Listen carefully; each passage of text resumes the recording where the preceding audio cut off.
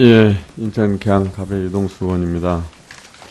정부가 한미 FTA 평가에 대해서 상당히 긍정적으로 평가를 하고 있는데요. 제가 판단하기로는 이 BPM6라고 알고 계시죠? 네, 알고 있습니다. BPM6 규정이 뭡니까? 다시 한번 질문. BPM6 규정이 뭐예요? 모르시면 아는 분이 죄송합니다. 통상 관련 분들이. 네. 예. 그러면 정관님 말고 통상 관련 답변하셔도 됩니다. 차관님이 답변하셔도. BPM6가 뭐죠? 예, 국제 수지 매뉴얼 통해서 저희들이 국제 수지 전체적인 국제 수지 수지에 대한 규정이 2012년도 3월에 바뀝니다. 그러면서 어떻게 바뀌냐면 이게 국제 수지를 소유권 기준으로 계상해라 이렇게 바뀝니다. 그러다 보니까 가공무역, 중개무역의 마진 등이 옛날에는 그냥 마진으로 잡힌 게 다 상품 수지로 잡힙니다. 그러다 보니까 이 2012년 경상수지에서 2013년도 경상수지로 바뀌는 걸 보면 190억 달러에서 362억 달러로 90.5% 172억 달러가 상승합니다. 그리고 상품 수지도 2012년도 256억 달러에서 2013년도 404억 달러로 148억 달러가 증가합니다. 그런데 이게 관세청 통관 기준으로 보면은 151억 달러에서 205억 달러로 54억 달러 상승한 게 그칩니다.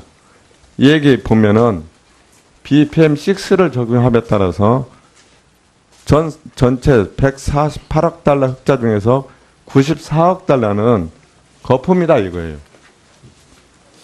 국제 수지를 계상하는 기준이 바뀜에 따라서 거의 100억 달러가 더 오버해서 계상이 됩니다. 근데 그거를 마치 정부가 한미 FTA 성과로 부풀려서 홍보를 하니까 오히려 미국한테 통상압력을 훨씬 더 세게 받는 거죠. 제가 파악을 하고 있기로는 관세청의 통관 기준을 활용해서 저희들이 냈고 부풀려서 관세청 통관 기준을 봐도 조금 는 건 있어요. 54억 달러를 흑자를 봅니다. 그런데 이게 BPM6로 보면은 이 한 년도에만 148억 달러. 그 후에는 증가율이 그 미미하거든요. 그러니까 한미 FTA 효과가 아니라 국제수지 계상, 국제수지 매뉴얼, BPM. 그러니까 밸런스 페이먼트 매뉴얼, IMF에서 하라는 대로 그 규정을 지금 적용하다 보니까 무역수지, 경상수지가 굉장히 증가한 걸로 나온다 그거예요. 왜 그걸 한미 FTA 효과로 부풀려서 선전하면서 미국으로부터 통상 압력을 그렇게 우리가 강하게 받냐. 제가 파악한 거로서는 산업부가 이게 국제수지 매뉴얼 기준이 아닌 그 관세청의 통관 기준으로서 한 걸로서 알고 지금 있습니다. 지금 규정을 다 얘기를 해드렸어요. 표도 보여드리고 장관님. 네. 좀 더 공부를 확인하도록 공부를 하겠습니다. 더 해보시고요. 자동차 분야도 마찬가지입니다. 자동차 분야도 보면은 2011년도, 그러니까 FTA 하기 전에 128억 흑자가 났고요. 2015년도에 239억 불 수출을 해서 75% 성장한 건 맞습니다. 그런데 이 기간에 미국하고 우리가 5년간 관세를 유예합니다. 그래서 2.5% 관세율을 받고 있었어요.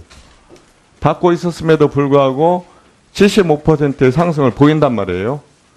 그런데 2016년도에 관세를 자율화합니다. 근데 동기간에 수출이 22%가 감소합니다. 이걸로 보면은 미국은 오히려 8억 달러가 16억 달러 되면서 100% 성장하는데 우리는 FTA 발효 이후에 오히려 자동차 수출이 감소를 하거든요. 네. 그러면 그게 뭐 FTA 효과가 아니고 그동안에 성장한 것은 우리 자동차 수출 산업의 성장으로 이해해야 되는 거 아니냐. 이런 생각이 듭니다. 어떻게 생각하세요? 네, 맞습니다. FTA 효과가 난 이후, 그러니까 관세 효과 나고 난 후에는 오히려 저희들 자동차의 수출량이 줄어들었습니다. 그래서 그런 것들은 기술적인 그리고 경쟁력의 문제라 보고 FTA 효과가 오히려 거꾸로 나타난 그런 현상으로서 그래서 저희들이 이런 기준을 가지고 미 측에다가 이 FTA 효과에 대한 그 조사 분석 평가를 적극적으로 좀 설득하려고 그렇게 하고 있습니다. 제가 첫 번에 말씀드린 비즈니스 조정에 따른 오바 대상 부분을 정부가 너무 한미 FTA 효과로 자꾸 설명하면서 구체적으로 제2부로서 쓸데없는 공격을 좀 받는 거죠. 제가 파악하고 있기로는 관세청인데 한번 그거 다시 한번 확인해 보도록 하겠습니다. 네, 유동수 의원님 수고하셨습니다. 다음은 홍일학 의원님 질의하시겠습니다. 예, 장관님 취임 축하드립니다. 예, FTA에 대해서 다시 말씀드려 금방 총회원 유동수 의원님도 말씀드렸지만 전 정부에서 워낙 좀 과대 성공을 선전한 부분이 있습니다. 그런 부분들 때문에 지금 여러 가지 미국으로부터 공격도 받는 부분이 있고요. 무역의 수지에서는 많은 적자를 내고 있고 또 여러 가지 그런 부분이 보면 많이 알 수 있습니다. 그리고 뭐 지식재산권 문제, 여행 서비스 문제라든가 이런 부분도 잘 챙겨 보셔야 되고 그러리라고 생각이 듭니다. 제가 부탁드리고 싶은 것은 앞으로 FTA 협상 과정에 꼭 국회하고 상의를 해 주시고 미국 측에도 국회가 있다는 사실을 꼭 인지시켜 주시면 좋겠어요. 왜냐하면 옛날 보면 장관이나 누가 꼭 자기 성과라고 내기 위해서 제가 하면 됩니다. 뭐 걱정하지 마십시오. 이렇게 얘기함으로 해가지고 국회를 무시하고 그렇게 하다 보니까 미 측에서도 계속 니 왜 해야 되지 않느냐 정부 측에만 의지하는 그런 경향이 있습니다. 그래서 국회 때문에 지금 우리도 가서 국회에 보고해야 된다. 이런 말씀을 좀 인용하고 그렇게 그러면 미국 측에서 이해를 합니다. 자기네들도 그렇게 해야 됐으니까 이제까지 우리는 그렇게 하지 못한 점이 가장 아쉬웠던 점이다 하는 생각을 하고 항상 협상 과정에서 국회에 대해서 를 생각해 주셨으면 좋겠다 하고 부탁의 말씀을 드리겠습니다. 그리고 신고리 569기 문제에 대해서 하나 말씀드리면 뭐 많은 논의가 되었습니다만은 이렇게 신고리 569기를 잠정 중단하는 문제만 가지고 이렇게 전 국가가 이렇게 국회가 이렇게 논의의 장이 되는 것에 대해서 굉장히 저는 우려를 합니다. 그리고 또 실제 에너지 기본 계획을 뭐 어겼다든가 이런 것은 아니고 에너지 기본 신고리 이 569기를 지금 잠정 중단했다고 하더라도 에너지 기본 계획이 했던 지금 계획하고 있는 그 실제에 대해 달라지는 건 없지 않습니까?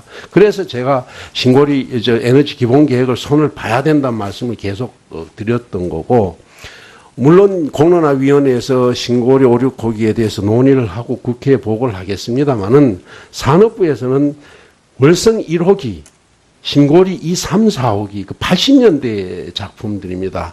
적어도 80년대 작품들에 대해서는 어떻게 할 것인가에 대해서도 같이 논의를 하고 또 수명이 다 되었기 때문에 어떻게 할 것인가 연계해서 공론화위에서는 569 신고리 569기를 할 것인가 말 것인가 하지만 산업부에서는 이 월성 1호기 2호기는 90년대가 됩니다만 그래도 그 중수로기 때문에 또 검토를 해봐야 될 겁니다. 그래서 고리 2, 3, 4호기하고 월성 1호기도 같이 검토를 해주셔서 앞으로 전반적으로 어떻게 할 것인가 하는 거하고 전력 수급 계획도 실제적으로 해 주셔야 되는데 지금 국민들은 굉장히 걱정을 많이 하는 건 사실입니다.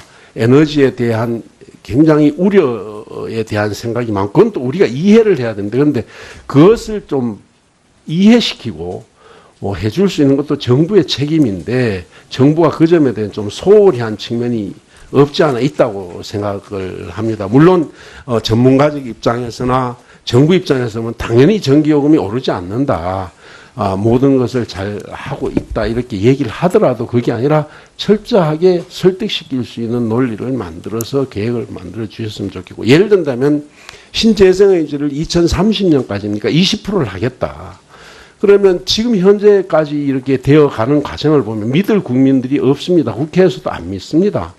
계속 그렇게 11%다 얼마 언제까지 한다 그래 정부가 계속 얘기했지만 지금까지 그것이 실천된 적이 없거든요. 그러니까 믿지를 않습니다. 그렇게 되면 어떡하나 하는 생각이 들고 또 신재생 에너지의 또 억지로 국제적인 통상적으로 인정되는 부분이 제외된 부분이 들어간 부분도 있고 이런 부분을 빨리 어떻게 하겠다는 것을 산업위 차원에서도 좀 대책을 세워 주셔야 되고 국회가 국민들이 오류코기에 계속 논의한다고 그래서 산업부에서 거기만 자꾸 변명하려고 그러지 말고 전반적인 부분에 대책을 세워 주셨으면 좋겠고요. 끝으로 하나 말씀드리고 싶은 것은 이번에 추경에 산업부가 최고 많습니다. 지금 추경에 들어간 것에 대해서. 그래서 철저하게 좀 치밀하게 좀 관리를 해 주셨으면 좋겠고 계속 그 집행 하셔도 됩니다. 차관님이 답변하셔도. BPM6가 뭐죠? 예, 국제 수지 매뉴얼 통해서 저희들이 국제 수지 예, 전체적인 국제 수지 예, 수지에 대한 규정이 예, 2012년도 3월에 바뀝니다. 그러면서 어떻게 바뀌냐면 이게 국제 수지를 소유권 기준으로 계상해라 이렇게 바뀝니다. 그러다 보니까 가공무역, 중개무역의 마진 등이 옛날엔 그냥 마진으로 잡힌 게 다 상품 수지로 잡힙니다. 그러다 보니까 이 2012년 경상수지에서 그건 있어요.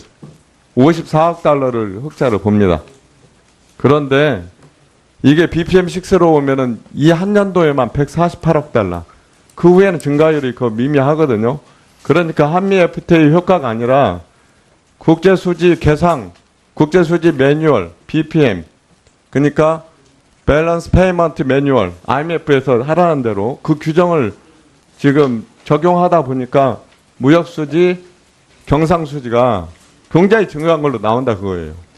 왜 그걸 한미 FTA 효과로 부풀려서 선전하면서 미국으로부터 통상 압력을 그렇게 2013년도 경상수지로 바뀌는 걸 보면 190억 달러에서 362억 달러로 90.5% 172억 달러가 상승합니다.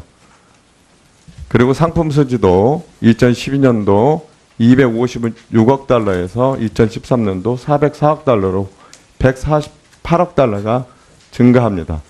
그런데 이게 관세청 통관 기준으로 보면은 151억 달러에서 205억 달러로 54억 달러 상승한 게 그칩니다. 이 얘기 보면은 BPM6를 적용함에 따라서 전체 100. 예, 인천 계양 가배 유동수 의원입니다. 정부가 한미 FTA 평가에 대해서 상당히 긍정적으로 평가를 하고 있는데요. 제가 판단하기로는 이 BPM6라고 알고 계시죠? 네, 알고 있습니다. BPM6 규정이 뭡니까? 다시 한번 질문. BPM6 규정이 뭐예요? 모르시면 아는 네, 분이 죄송합니다. 통상 관련 분들이. 네. 예. 그러면 정관님 말고 통상 관련 답변은 48억 달러 흑자 중에서 94억 달러는 거품이다 이거예요. 국제 수지를 계상하는 기준이 바뀜에 따라서 거의 100억 달러가 더 오버해서 계상이 됩니다. 근데 그거를 마치 정부가 한미 FTA 성과로 부풀려서 홍보를 하니까 오히려 미국한테 통상 압력을 훨씬 더 세게 받는 거죠. 제가 파악을 하고 있기로는 관세청의 통관 기준을 활용해서 저희들이 냈고 부풀려서 낸 관세청 통관 기준을 봐도 조금